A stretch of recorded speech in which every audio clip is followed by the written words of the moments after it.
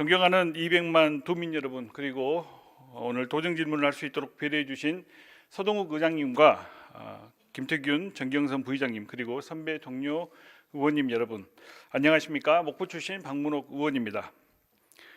도정 질문 준비와 답변을 위해 연일 수고하시는 김용록 도지사님과 그리고 김대중 교육감님을 비롯한 관계 공무원께도 깊은 감사의 말씀을 드리고, 도민의 알 권리를 위해 수고하고 계시는 언론인 여러분께도 감사의 말씀을 드립니다. 먼저 교육 행정에 대한 질문을 시작하겠습니다. 답변을 위해 김대중 교육감께서는 발언대로 나와 주시기 바랍니다.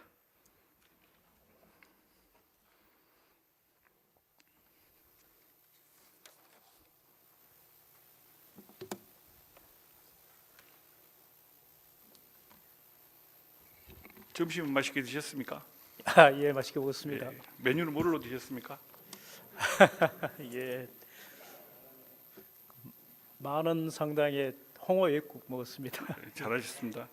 긴장을, 저도 이 자리에 서면 좀 긴장이 됩니다. 그래서 긴장을 풀기 위해서 예, 말씀 먼저 드렸고요. 감사합니다. 서로 좋은 어떤 예, 저도 이제 대안 부분에 대해서 말씀드리고, 우리 교육감께서도 좋은 답변 해주시길 부탁 말씀드리겠습니다. 예, 도정 질문에 앞서서 먼저 지난 369회 임시회에서 제가 지역과 상생하는 금융기관, 제2금융기관에 대한 어떤 협력 부분에 대해서 말씀드린 적이 있습니다. 5분 자유 발언을 통해서. 그런데 물론 이제 본청도 빨리 오셔가지고 답변을 해주셨지만은 우리 교육청에서 바로 그 다음 날 그 답변서를 가지고 또 찾아주셨어요. 예, 예. 우리 교육감님이 이끄시는 도 교육청에서 어떤 의원님들과 소통하기 위해서 좀 상당히 많은 노력을 하고 계신다. 라는 데 대해서 굉장히 감사의 말씀을 드리고요. 그리고 앞번 이제 도정 질문에서 제가 그 도서 지역 그리고 농산어촌 그 방과후 학교 관련해서 말씀드렸지 않습니까? 예, 그렇습니다. 그와 관련해서도 언론 기사를 보니까 또 직접 가셔가지고 지역 연계형 어떤 방과후 모델을 또 교육감께서 말씀하시고 또 어떤 방향으로 이끌겠다라는 부분이 이제 제가 질문을 드려서 그런지 모르겠지만은 그런 모습을 또 보여주시고 하니까 질문을 드린 저도 굉장히 좀 기분이 좋았습니다. 감사의 말씀을 드립니다. 감사합니다. 네, 저는 우리 그 교육감님께 두 가지에 대해서 좀 말씀을 드리고 싶은데요. 우리 정규교원과 관련해 가지고 전남에 배치되는 정규교원, 그리고 기간제 교사 배치에 관련해서 예, 또 질문을 드리고, 또 한 가지는 우리 농산어촌 교사 처우 부분에 대해서 한번 교육감님과 말씀을 나눠보도록 하겠습니다. 예. 교육감께서는 작은 학교 살리기를 1호 공약으로 세우셨지 않습니까? 예. 특별한 이유가 있나요? 또 어쩌면 작은 학교 살리기라는 부분은 또 우리 전남 교육의 현실을 절박하게 표현한 말이라고 생각을 합니다. 전남은 통상적으로 작은 학교 하면은 학생 수 60명 이하를 이야기하는데요. 지금 약 45% 정도가 작은 학교로 되어 있습니다.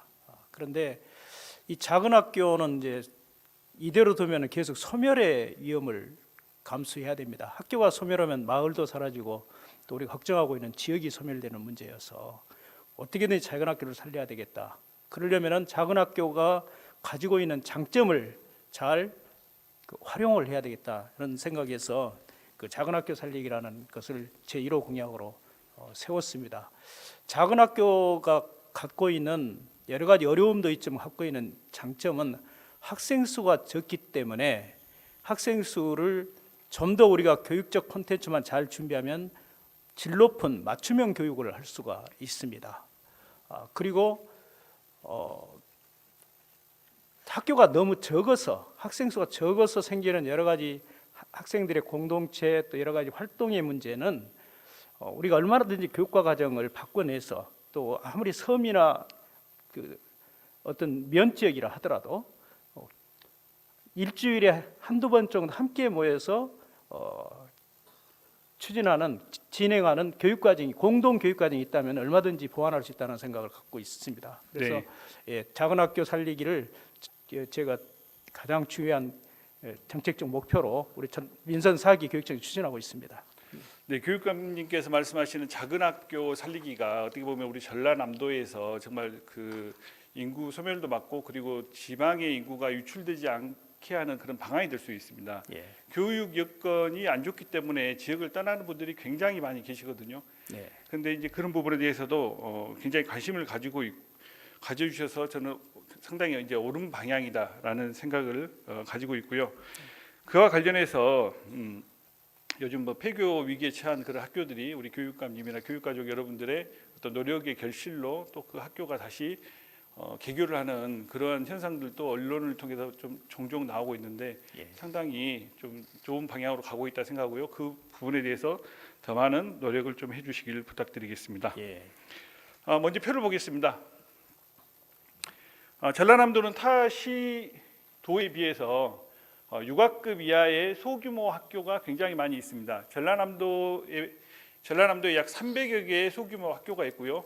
그리고 경상북도, 전라북도도 약 300여 곳의 소규모 학교가 존재하고 있습니다. 좀 전에 이제 말씀하신 것처럼 우리 전라남도는 40.26%가 소규모 학교로 구분이 되고 있습니다.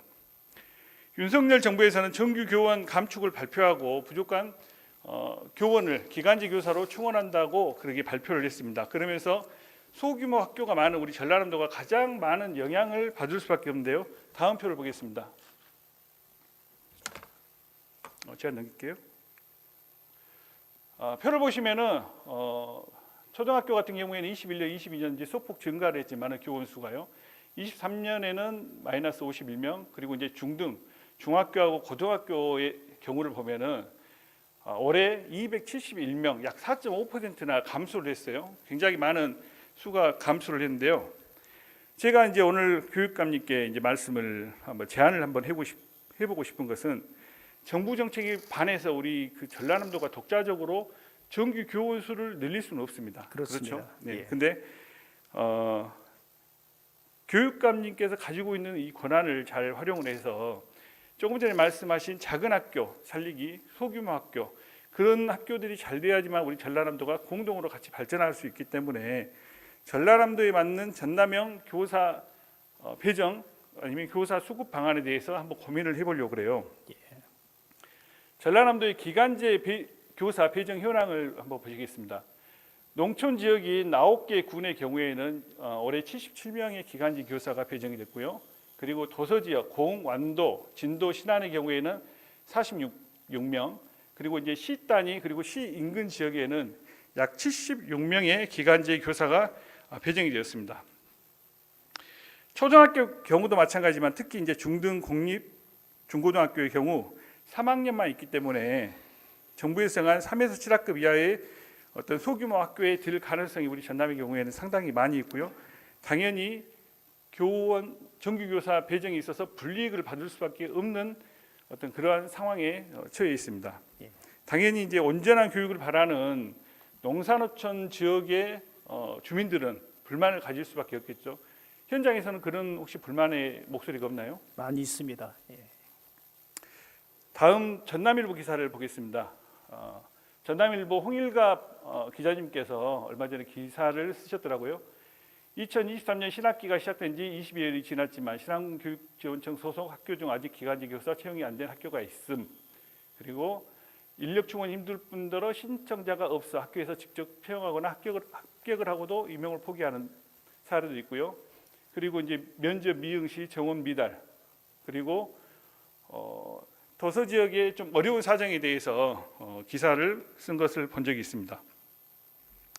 도정 질문을 준비하는 과정에서 지난 4월 초까지만 해도 기간제 교사가 이제 모집이 안 됐었는데 며칠 전에 채용을 완료했다는 소식을 들었습니다.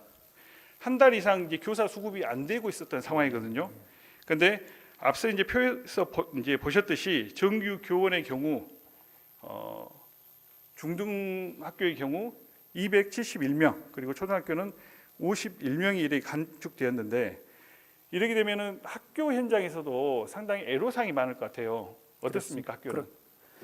일단은 기간제를 채용하는 그 과정이 절차가 있는데요. 그 절차를 거치는 것도 어려움이 있고요. 또 이제 지역마다 이 기간제 지원하는 그 상황들이 많이 다릅니다. 특히 농산어촌은 지원자가 없어서 문제여서 이런 문제들이 산적에 있고, 또 기간제 교사가 학교의 공동체와 관계 쭉 그 속에서 업무를 하고 있는 것이 아니라 또 갑자기 업무를 맡게 되기 때문에 여러 가지 업무의 연속성 또는 교과 과정의 참여도가 떨어지는 그런 어려움들을 갖고 있습니다. 네. 이제 부족한 인원을 이제 충원하려고 이제 기간제 교사를 이렇게 모집해서 하고 있는데 이게 올해에 한정되지 않고 내년에도 이렇게 될 가능성이 좀 상당히 많지 않습니까? 예. 예, 내년도 좀 문제가 되고요. 특히 조금 전에 말씀하신 것처럼 가장 큰 문제는 도시 지역과 틀리게 농산어촌, 특히 도서 지역 같은 경우에는 자격을 가진 분들이 안 계시거나 예. 계신다 하더라도 이제 동시에 도시와 함께 그 응시를 해서 합격을 하면은 도시로 빠져나가는 그런 경우가 굉장히 많이 있어요. 그렇습니다. 그래서 그리고 또 이번에 올해 한시적으로 70세 이하까지 그 지원할 수 있도록 예. 이 조건까지 완화를 해줬어요. 예. 그분들의 어떤 실력을 의심하는 건 아니지만은 아무래도 경쟁 어떤 선발을 하지 않다 보면은 그 좀 지역 내에서도 좀 상당히 불만이 많을 것 같다. 예. 예, 그런 부분에 대해서 그리고 어떻게 보면은 이제 젊으신 교사를 원하는 좀 그런 분위기도 있을 건데 네. 좀 그런 데 있어서 좀 상당히 지역에서 좀 이야기가 나올 것 같다. 좀 그런 생각도 듭니다.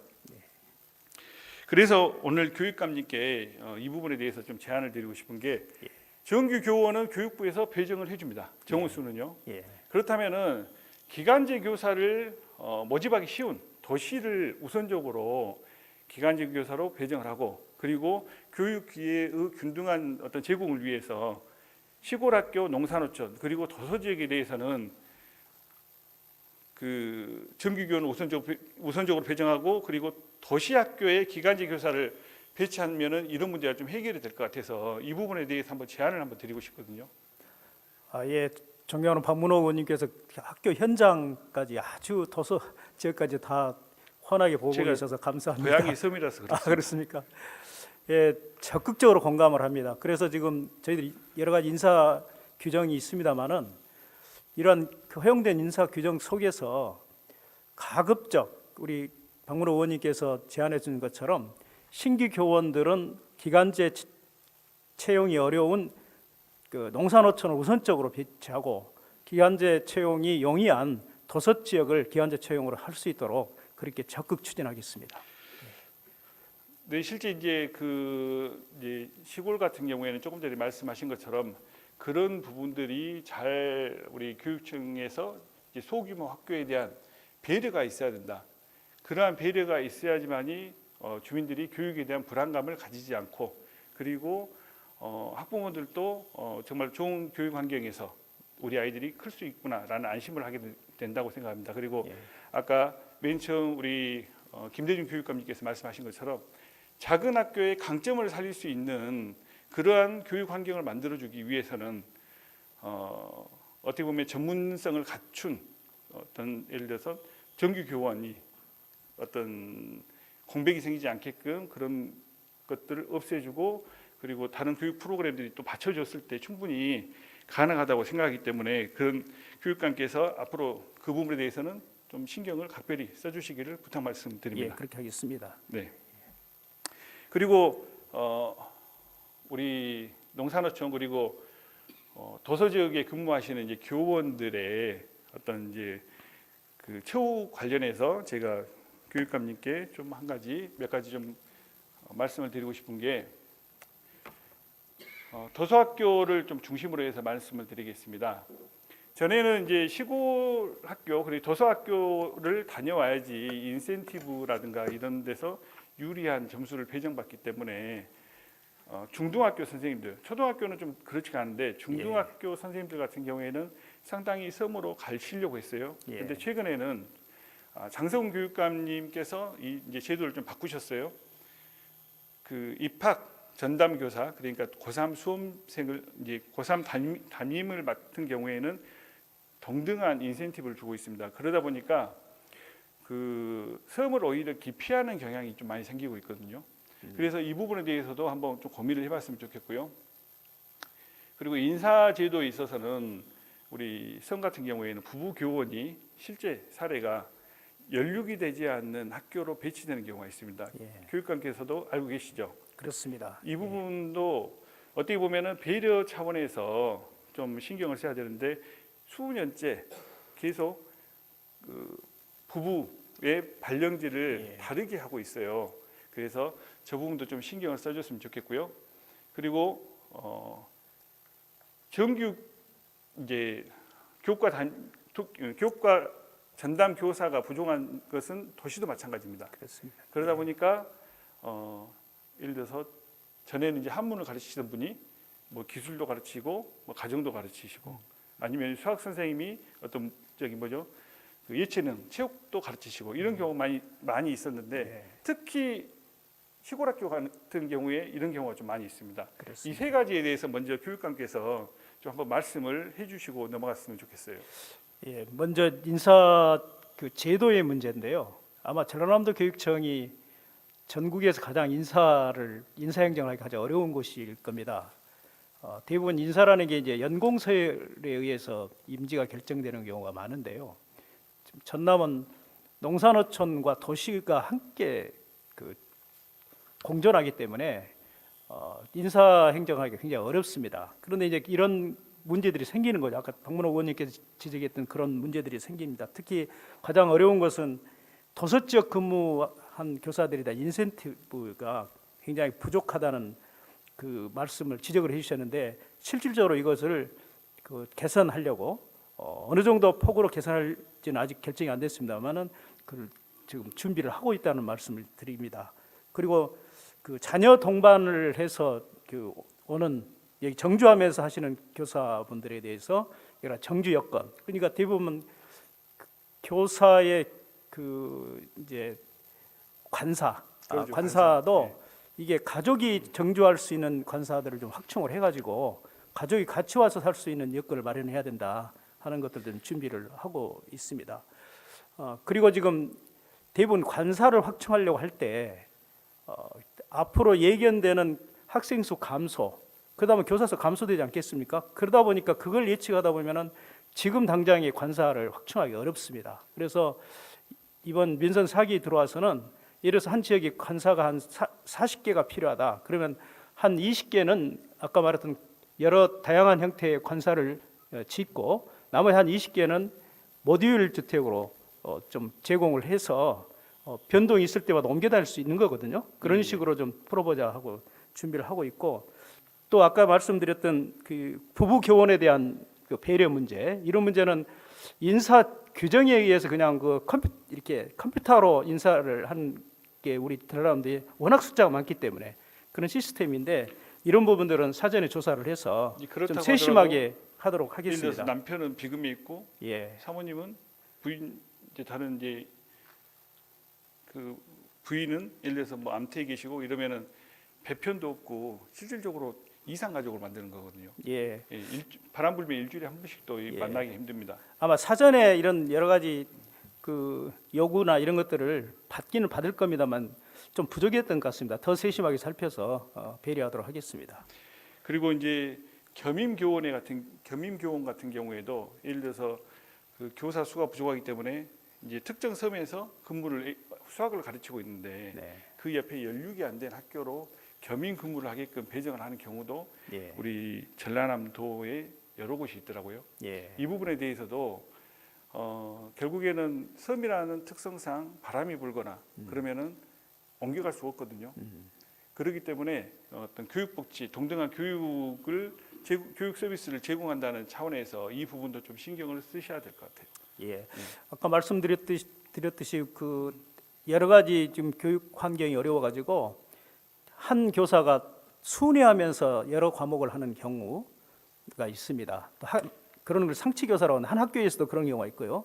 그런 걸 좀 더 세심하게 좀 분류를 해서 배려할 수 있도록 하겠습니다. 그래서 섬 같은 경우에는 교사 배정에 있어서 조금 더 신경을 써주시고 예. 그리고 그 부분을 수급이 어떻게 보면 쉬운 도시 지역으로 좀 변경을 해서 운영을 했으면 하는 게 제 어떻게 보면 요구입니다. 예. 좀 잘 살펴봐 주시기 바랍니다. 예. 그리고 이제 조금 전에 말씀하신 이제 자녀 동반 전입 장려 방안에 대해서도 좀 고민을 해봐야 되고요. 그리고 정주 여건, 신규 교사라든가 아니면 이제 가족끼리 갔을 때 오피스텔처럼 조그만 방에 조그만 그 관사를 제공하는 경우가 있어요. 그리고 관리자가 큰 예를 들어서 방이 여러 개 있는 그런 관사를 제공 받는 경우도 있는데 이런 부분도 좀 신경을 써주셨으면 좋겠다. 그래야지만이 결국에는 그분들의 사기도 높일 수 있을 것이고 결국에는 학생들에게 더 많은 교육 혜택이 돌아갈 수 있다고 생각합니다. 예, 그렇게 네. 하겠습니다. 그래요. 그 부분 좀 신경 써주시고요. 그리고 갑자기 우리 교육감님께 제가 한번 제안을 드리고 싶은 게 있어요. 10월 4일부터 6일까지 김대중 평화회의라는 2023 김대중 평화회의라는 행사를 우리 전라남도에서 하려고 지금 추진을 하고 있습니다. 예. 우리 교육감님께서도 지금 조직위원으로 들어가 계시죠. 예. 근데 우리 전라남도 특히 우리 아이들에게 김대중 전 대통령님의 정신을 이렇게 가르치고 그리고 민주, 인권, 평화에 대한 의식을 고취시킬 수 있는 아주 좋은 기회라고 생각을 하고 있거든요. 그래서 이 기회에 우리 교육청에서도 지금 현재 전라남도에서 10억 그리고 목포시 3억, 신안에서 2억이라는 예산을 들여가지고 공동으로 이렇게 추진을 하는데 교육청에서도 민주, 인권, 평화 주간을 좀 만들어가지고 한번 같이 이렇게 해보는 것도 어떨까, 좋지 않을까 생각하거든요. 교육감님 생각 혹시 어떻습니까? 예, 존경하는 박문옥 의원님께서 좋은 제안을 해주셨는데 저도 이제 그 평화회의에 우리 네. 그 의원님하고 같이 좀 참여를 하고 있으면서 좀 고민을 했습니다. 이런 일들도 우리가 적극적으로 참여를 해야 되는데 근데 제가 또 이름이 김대중이어서 또 오해를 받을지 않을까 생각도 했었는데 이렇게 제안해 주시니까 너무 감사합니다. 적극적으로 공감하고요. 꼭 필요한 일이라고 생각합니다. 특히 우리 학생들의 민주 시민 교육을 위해서도 김대중 대통령의 정신을 계승하는 그러한 그 민주 인권 평화 교육기관을 운영을 하고 또 거기에 또 우리는 예산으로 참여는 못했지만 프로그램으로 참여할 수 있도록 이번에 추경에 좀 반영을 하도록 하겠습니다. 의원님들께서 도와주시면 그렇게 하겠습니다. 감사합니다. 예. 근데 이제 우리가 행사를 진행하는 것도 중요하지만은 실제 어떤 그 행사의 취지라든가 의도를 학생들이 배우게끔 그리고 익히게끔 하는 것도 이제 더 좀 중요한 일이거든요. 그런데 우리가 교육청에서 행사한다고 하면 덕후감 쓰기, 그림 그리기 이런 것들로만 채워지는데 예. 이런 것들 하면 재미가 없어요. 학생들이 실질적으로 거기에 같이 이렇게 참여할 수 있는 예를 들어서 뭐 우리 TV에서도 골든벨 같은 그런 행사 있지 않습니까? 퀴즈를 내 가지고 아낌없이 그 포상을 하는 겁니다. 예. 상도 주고 상품도 주고 예. 전 학교가 참여하고 거기서 예산에서 올라온 사람들이 또 결선에서 또 모여서 어떤 그 행사를 진행한다면은 또 학교 응원도 오고 그러면서 그 김대중 평화회의 어떤 전시 우리 행사하는 것도 같이 참여할 수 있고 제 생각에는 아주 좋은 생각 같고요. 그리고 저도 그 생각 못했습니다만은 같은 동명이시네요. 예. 감사합니다. 아무튼 좋은 취지니까 이 부분은 교육감께서 좀 잘 의논하셔가지고 예. 함께 동참을 해주셨으면 좋겠습니다. 예, 그렇게 하겠습니다. 예. 답변 감사합니다. 예. 감사합니다. 자리로 들어가셔서 좋습니다. 네, 다음은 도청에 질문하겠습니다. 김종갑 전략산업국장님 앞으로 나와주시기 바랍니다.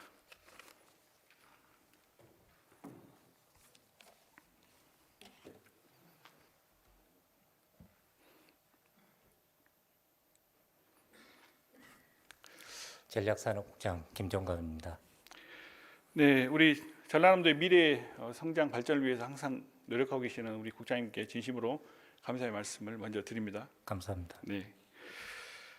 제가 지난 2018년 후반기 토정 질문에서 그때 R&D 정부 R&D 연구 개발비와 관련해서 그 당시에는 전담 부서가 이제 설치가 되지 않아서 이 부분에 대해서 한번 제안을 드렸고 그리고 이후에 테크노파크로 전담 부서가 이제 배정이 됐어요. 이제 그리고 나서 2020년에 지금 현재 우리 본청으로 들어왔고요.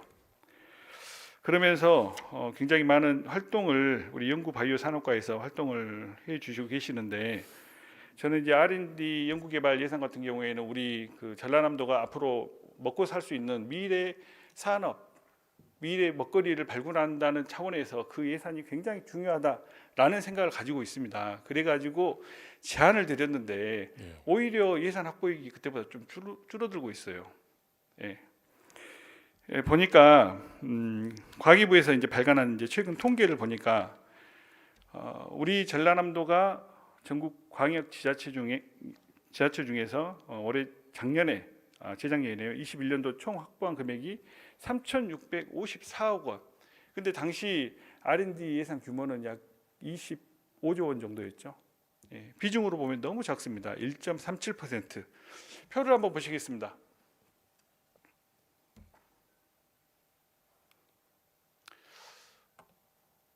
네, 맨 밑에 2017년도에 우리 확보했던 예산이 1.4%인데요. 그 이후에 약간 좀 올라가더니 2021년도에는 1.37%만 차지했습니다. 저 큰 파이에서 우리 전라남도가 차지한 비중이 저것밖에 안 된다는 게 좀 약간 아쉬운 부분이 굉장히 많이 있습니다. 다음 보시면요. 지금 이제 이것은 총 합계가 이제 나오지 않아서 제가 국회를 통해서 각 부처별로 R&D 예산이 지역으로 얼마씩 배정되고 있는가 그걸 한번 받아봤습니다. 국토교통부는 지금 현재 0.7%, 그리고 농림축산식품부 예산은 3.74%, 행안부 예산은 뭐 10% 정도 되는데 저것은 이제 R&D 예산 규모 자체가 작기 때문에 그렇게 큰 의미는 없습니다. 우리 국장님께서는 이렇게 R&D 예산이 우리 전라남도에 배정이 적게 되는 데 대해 어떻게 분석을 하고 계십니까? 예, 지금 자료를 보시면은 대개 지금 저희들이 비율적으로는 약 한 1.5% 수준을 계속 유지를 하고 있습니다. 아주 저조한 수준인데요.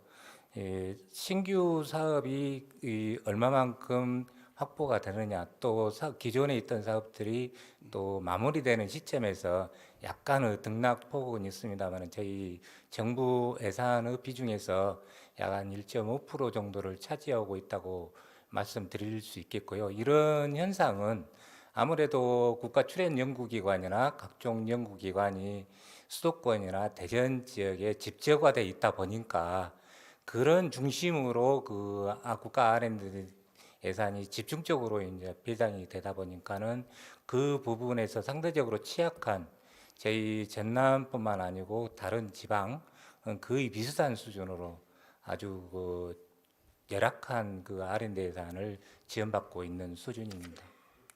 저도 우리 국장님 말씀에 그 일부 이제 동의하는 부분이 있습니다. 그래서 어떻게 하면 좋을까라는 부분에 대해서 우리가 좀 고민을 해야 돼요. 제가 예산이 1.37%밖에 왜 따오지 않았냐라고 얘기하면 서로가 복잡해요. 그렇지 않습니까? 우리가 여건이 그밖에 안 되니까.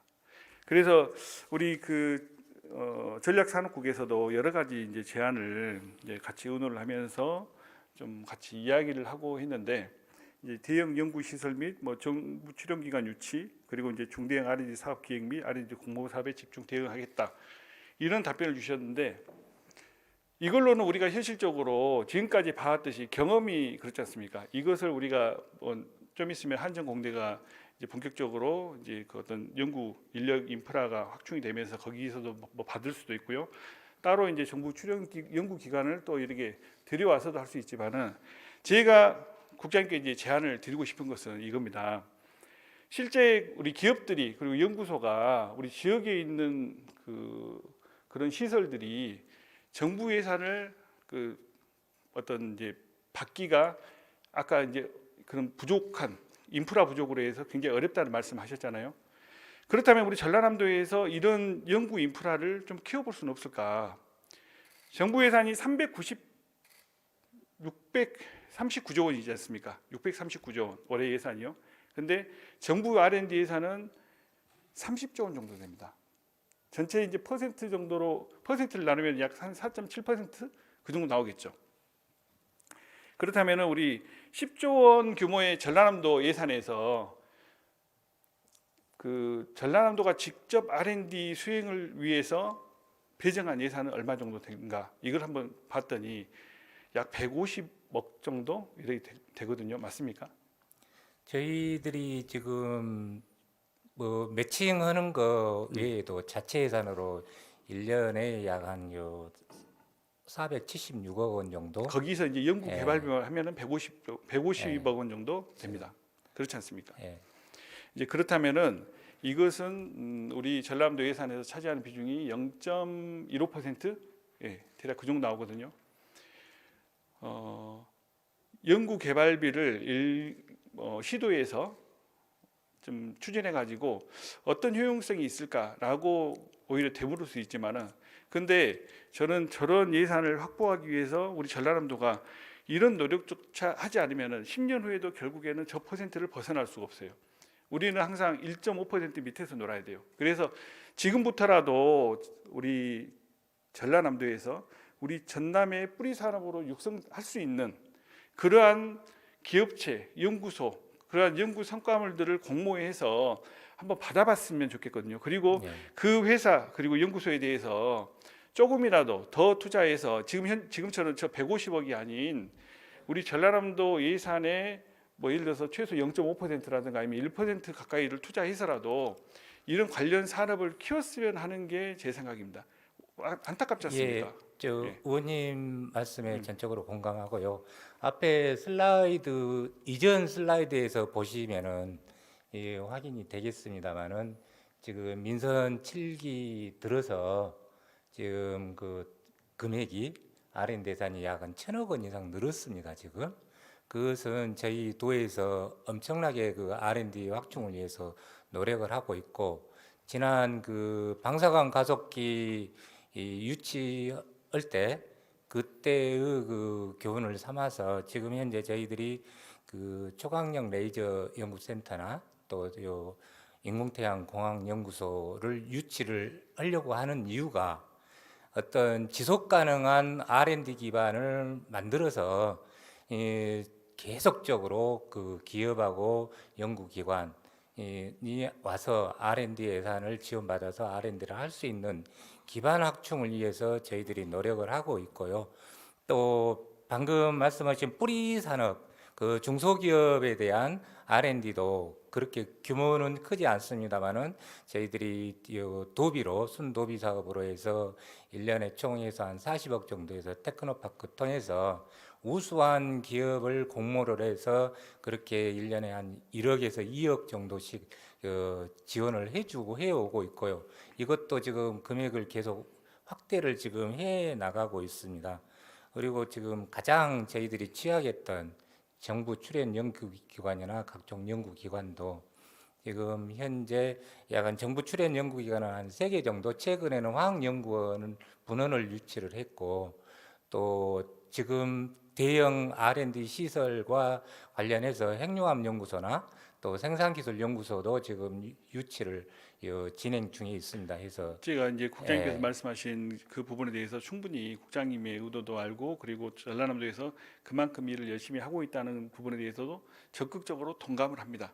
예, 동감을 합니다. 근데 제가 이제 드리고 싶은 이야기는 우리가 연구 개발이라는 것은 꾸준하게 어떤 끊기면 안 된다. 지속적인 동기부여, 그리고 그 연구를 하는 어떤 전문 인력, 인프라에 대해서는 꾸준한 투자 관점에서 접근을 해야 된다라는 부분에 대해서 말씀을 드리고 있는 거예요. 우리가 정부 출연 연구 기관을 얼마나 더 확보를 할 것인가, 물론 열심히 해서 더 많이 가져와야죠.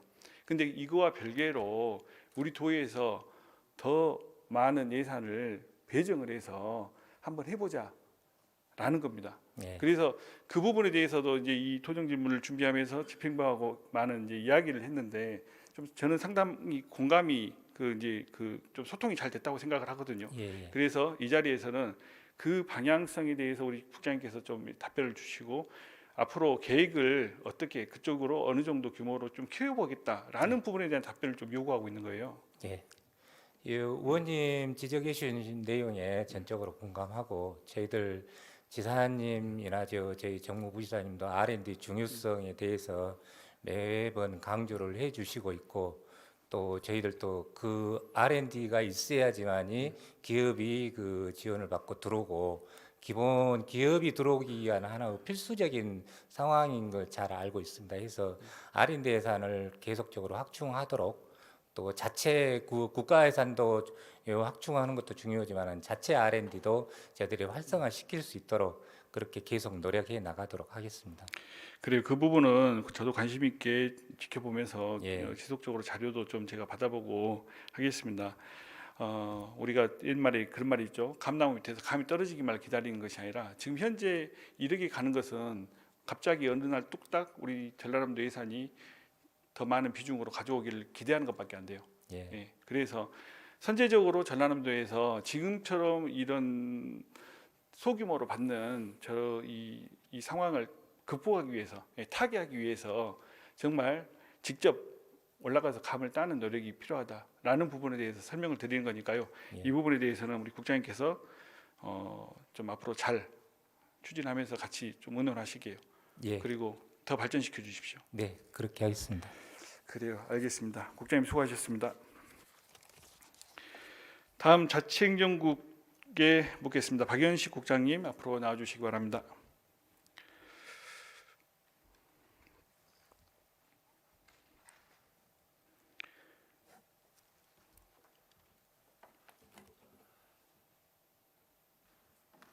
예, 자치행정국장 박연식입니다.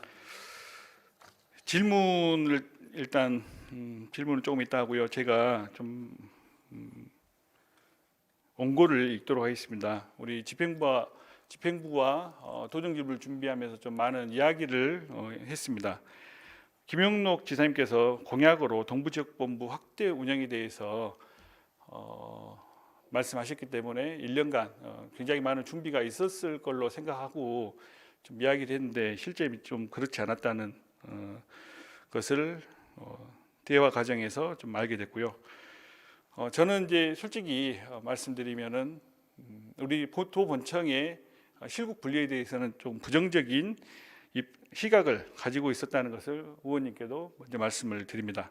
첫 번째 이유는 운영의 효율성 부분에 대한 우려가 가장 컸습니다. 그리고 두 번째, 균형 발전에 역행하는 무리한 추진이라고 판단했기 때문입니다. 그 배경에 대해서 제가 좀 설명을 드리면은 우리 모든 의원님께서 잘 알고 계시듯이 2003년 경자청이 들어서면서 기존 산업 기반 시설이 잘 돼 있었던 동부권에 지금까지 국비와 도비, 지방비 그리고 투자비까지 해서 약 15조 원 정도가 투자가 됐어요. 그것을 바탕으로 해서 지금 현재 이제 광양, 여수, 순천 이 동부권에 산업 기반 시설과 그리고 주거단지 확충 그런 인프라가 갖춰지게 됐고, 그리고 경자청 사업의 일환으로 해서 우리 여수 경도 1조 5천억의 투자 유치가 있었고요. 그리고 진입대교 건설 등을 위해서 우리 국비, 도비, 지방비 그리고 경자청 예산까지 꾸준하게 지금까지 투입이 되고 있습니다. 또 기업 활동을 위해 기업 활동을 지원하는 어떤 전담 부서인 테크노파크도 약 150명 규모로 해서 지금 순천에 2003년에 만들어져서 지금 현재 동부권은 어떻게 보면은 전라남도에서 다른 시군, 다른 지역이 권역이 따라가지 못할 정도의 경쟁력을 갖췄고 경제력 또한 갖추고 있다고 생각합니다. 민선 8기 들어서 처음으로 이 실국 분리 논의가 시작된 것은 아닙니다. 지난 11대 의회에서도 그러한 요구가 있었고 동부권 의원님들 그리고 동부 지역의 주민들께서도 그러한 부분에 대해서도 많은 요구를 하셨습니다. 하지만 분리 운영을 했을 때 어떻게 효율성을 가져올 수 있는가라는 그런 고민을 많이 해서 당시에 의원님들께서도 지금 현재 동부지역본부 규모로 운영하는데 찬성하셨기 때문에 지금 이 규모로 지금 현재 오고 있는 거죠. 일부에서는 경쟁력이 약한 지방이 정부의 어떤 기관 유치라든가 투자 등을 요구하면서 지역 균형 발전을 말하면서 이제 기관 유치, 투자 등을 이제 우리가 요구하고 있는데, 우리 전남이 이와 반대되는 방향으로 조직 개편을 한다면 앞으로 우리가 어떻게 나중에 정부에 대해서 이러한 요구를 할 수 있겠는가라는 말씀도 하십니다. 그러죠? 또 계획 인구 15만을 목표로 조성된 남학이 현재 인구 4만 3천 명이고 그리고 오룡이 1만 명입니다. 인구가 늘어나지 않고 정체되어 있는 상황인데도 불구하고 행정기관이 이전한다면은 아무래도 이쪽 지역 주민들도 좀 불만을 가질 수밖에 없다는 게 제 생각이고 인근 지역의 어떻게 보면 시각입니다. 하지만 이러한 것들을 다 뒤로 하고 지사님께서 동부 지역 주민들의 행정 서비스 접근권이라든가 아니면은 동부 지역 공직자들의 어떤 도청 전입 기회 확대를 위해서 말씀하셨기 때문에 저는 공약 부분에 대해서는 이제 지키는 게 맞다라는 생각을 가지고 있기 때문에 제가 그 이상 얘기는 안 드리는데 우리 국장님께 여쭤보고 싶은 게 있어요. 제가 동부 지역 본부가 원활하게 운영되기 위해서 그리고 동부 지역 주민들에게 정말 질 좋은 행정 서비스를 제공하기 위해서 우리가 생각을 했으면 하는 게 세 가지가 있습니다. 그 세 가지에 대해서 말씀드릴게요. 첫째, 특정 실국을 딱 잘라가지고 동부 지역 본부로 이전하는 것에 대해서는 저는 솔직히 반대 입장을 가지고 있습니다. 만일 그렇게 된다면은 도 본청도 마찬가지고 동부 지역 본부 운영에 있어서도 정말 어떤 비효율적인 그러한 운영을 할 수밖에 없다는 점, 그 생각을 제가 집행부하고 누차례 말씀을 드린 적이 있습니다. 그리고 특정 산업, 어떤 경제력, 그리고 어떤 특정 산업의 발전도를 가지고 특정 실국으로 움직인다. 이것은 더더욱 잘못된 겁니다. 왜 그러냐면은 경제와 관광이 활성화되어 있기 때문에 거기에 예를 들어서 특정 경제 관광이 옮겨간다. 그러면은 역으로 말하면은 다른 지역에 대해서는 이것을 포기하는 것이 됩니다. 맞겠죠? 답변은 나중에 듣겠습니다. 우리 국장님 말 들으면서 고민이 많으실 것 같아요. 예, 그렇습니다. 네, 저는 그래서 동부 지역의 주민들이 정말 질 좋은 행정 서비스를 제공받기 위해서 정말 어떤 특정 국을 옮기는 어떤 무 자르듯이 이렇게 뚝뚝 잘라서 가는 것이 아니라 더 나은 행정 그 어떤 우리 모델 아니면은 조직 모델을 개발하는 게 필요하다는 것을 첫 번째 좀 말씀드리고요. 자, 두 번째, 지금 현재 동부지역 본부장님도 와 계시지만은 이곳에서 어떤 보고라든가 아니면 결재를 받기 위해서 다른 실국과 업무 협조를 위해서 아니면은 의회가 열리면은 전 팀장님까지 다 와서 의회에서 예를 들어 대기한다든가 이런 시간이 굉장히 많습니다. 그러게 되면은 결국에는 동부 지역 주민들도 제대로 된 행정 서비스를 받을 수가 없어요.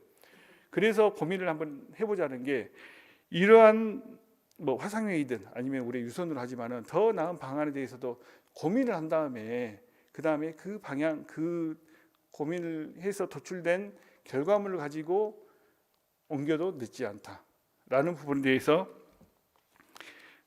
좀 말씀드리고 싶고요. 지금처럼 3시간씩 길에다 허비되는 이 시간을 아낄 수 있는 방안을 찾아보자는 겁니다. 그리고 세 번째는 지금 이제 환경과 관련해서는 환경부로 이관된 사업이 많이 있고, 그리고 물과 관련해서는 영산강 환경유역청으로 이관된 사업이 많이 있고 그렇지 않습니까? 예. 내부적으로는 동부지역본부에 계시는 공직자분들이 뭐 유비했다는 그런 말도 많이 하는데 인사 부분에 대해서 앞으로 이전하는 그 어떤 공직자분들에 대해서는 충분한 배려가 있어야 된다. 그리고 거기에 예를 들어서 정착금으로 해서 이제 제가 정확한 아는 설명을 못 들었으니까 월 어떤 뭐 생활지원금으로 해서 얼마 이런 이야기도 나오고 있는데 실제 여기에서 통근을 해야 되는 가정이 옮길 수 없는 경우가 많이 있어요. 근데 조직 개표에 되면 그런 부분도 분명히 생길 겁니다. 이에 대한 충분한 보상 방안이든 아니면 인센티브든 이 부분도 우리 전라남도에서 고민을 해야 됩니다. 제가 안전건설 소방위원회 위원으로 있습니다. 작년 행정사무감사에서 그 장흥 소방본부에 있는 소방고가차가 왜 장흥에 있냐는 그 질문을 한 적이 있었거든요. 근데 우리 집행부에서 나주와 목포와 동부권의 중간이니까 거기 놔뒀다는 이야기를 했습니다. 불이라는 게 20분이면은 어지간한 규모로 아주 큰 규모로 확산될 수밖에 없는데 이 행정이란 그 어떤 효율성을 찾지 않고 단순히 기계적으로 눈치를 보면서 그 자리에 놔뒀기 때문에 제가 이것은 소방 고가차는 고층 건물이 많은 순천으로 가야 된다. 제가 제안해가지고 순천으로 보냈습니다. 지금도 그거에 대해서는 전혀 생각이 바뀌지 않았습니다. 우리 행정에서도 어떠한 일을 추진하든 간에 효율성이라는 부분에 대해서 먼저 고민을 하고 거기에 대한 답을 찾은 다음에 시행을 하는 게 저는 맞다고 생각하거든요. 어떻습니까? 예, 그 부분도 뭐 충분히 공감합니다. 우리 국장님께서 답변할 수 있는 부분이 한계가 있으시죠? 의원님들께도 제가 말씀을 드리고 싶습니다. 동부 지역 주민들의 어떤 행정 서비스 부분 충분히 고려돼야 됩니다. 그래서 실국이 이전하는 조직 개편이 확대 개편하는 부분에 대해서는 제가 찬성합니다. 하지만 집행부에서 지금 현재 계획을 세우고 있는 특정 실국 위주로 가는 것은 절대 반대한다는 것을 알아주시고, 그리고 광주 전남 연구원에 이와 관련해서 연구 영역을 맡긴 것도 알고 있습니다. 근데 거기에 보면은 모든 것이 그 어떤 결과물을 정해놓고 연구 수행을 맡긴 것처럼 과업 지시서가 내용이 그러게 되어 있습니다. 그 부분에 대해서는 제가 특별한 답을 안 들어도 제가 충분히 설명을 드렸다고 생각하기 때문에 우리 박연식 국장님께서 더 고려하시고, 그리고 7월로 시간을 못 박아놓고 그 기한을 못 박아놓고 추진한다면 분명히 잘못된 에러도 생길 수 있습니다. 그래서 기간에 대해서도 좀 약간 더 시간을 갖더라도 좋은 방안을 찾아주시기를 부탁 말씀드립니다. 예, 좀 의원님 제가 좀 답변을 드려도 되겠습니까? 네, 예, 우리 평소 존경하는 박문혁 의원님께서 많은 고언을 해주셨습니다. 감사드리고요. 지금 첫 번째 조직 개편 방안에 대해서는 몇 가지 고민할 점이 있습니다만은 좀 현실적인 문제부터 고민을 좀 말씀을 좀 드리겠습니다.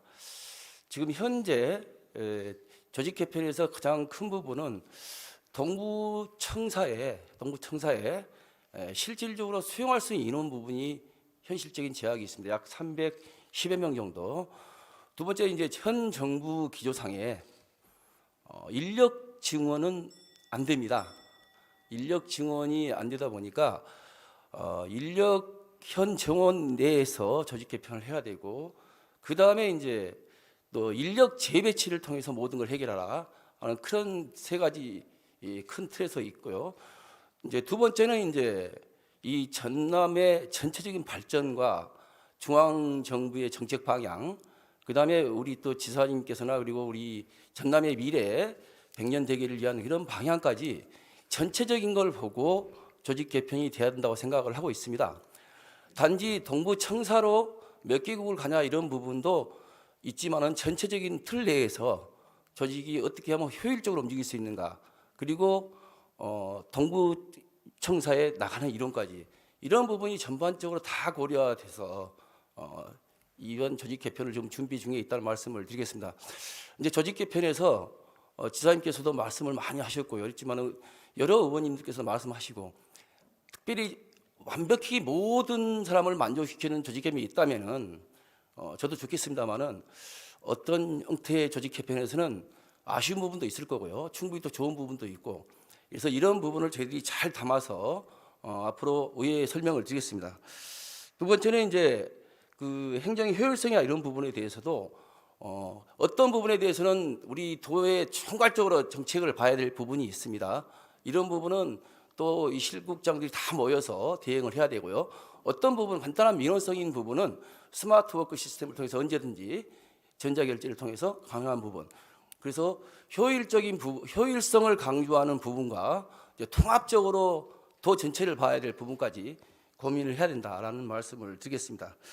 그것도 그 동부 지역으로 옮기는 분들에 대한 어떤 지원에 대해서는 지금 조례로 준비가 되어 있습니다. 그래서 이 부분은 지금 우리 도청 직원들, 노조 그리고 의회에서도 설명을 드렸습니다만은 제가 동부 지역에서도 오래 근무를 했었고 이번에 이제 다시 행정국장으로 왔습니다만은 양쪽에 근무해본 그런 경험을 바탕으로 해서 결코 서운하지 않도록 충분히 준비를 하도록 그렇게 하겠습니다.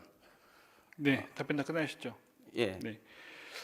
준비하는 과정에서 조금 전에 이제 집행부의 입장을 저도 충분히 고려해서 들었습니다. 예. 하지만 조금 전에 제가 이제 그 말씀드린 어떤 실국 배치에 대해서는 다시 한번 그 원칙이 제가 제안드린 그러한 내용들이 최대한 반영되기를 다시 한번 바라보면서 마치겠습니다. 답변 감사합니다. 예, 고맙습니다. 죄송합니다. 네,